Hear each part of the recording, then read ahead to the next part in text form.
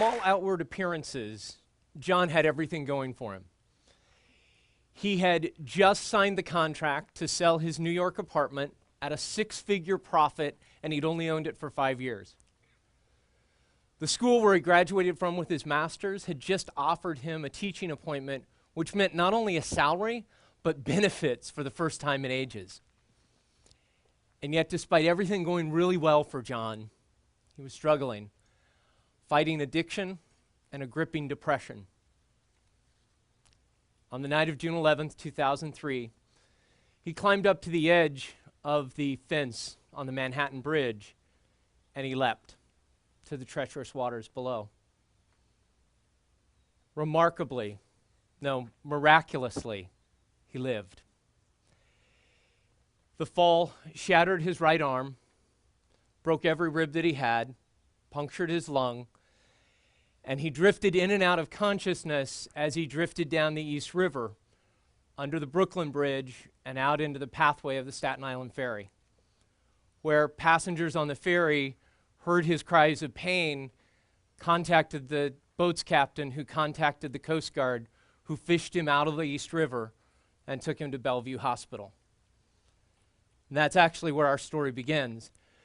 Because once John committed himself to putting his life back together, first physically, then emotionally, and then spiritually, he found that there were very few resources available to someone who has attempted to end their life in the way that he did.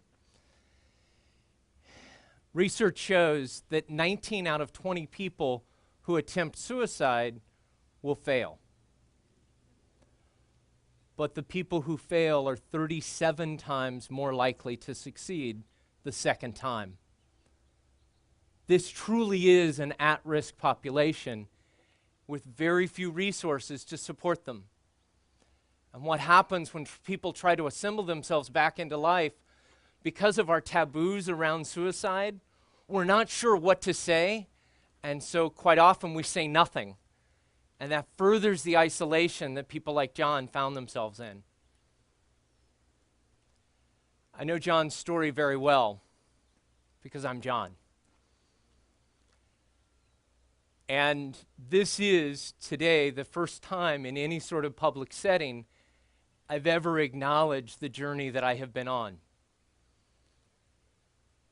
But after having lost a beloved teacher in 2006 and a good friend last year to suicide, and sitting last year at TED Active, I knew that I needed to step out of my silence and past my taboos to talk about an idea worth spreading.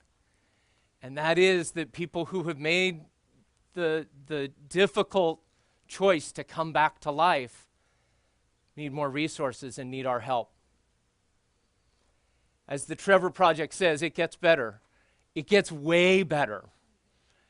And I'm choosing to come out of a totally different kind of closet today to encourage you, to urge you that if you are someone who has contemplated or attempted suicide, or you know somebody who has, talk about it. Get help. It's a conversation worth having and an idea worth spreading. Thank you.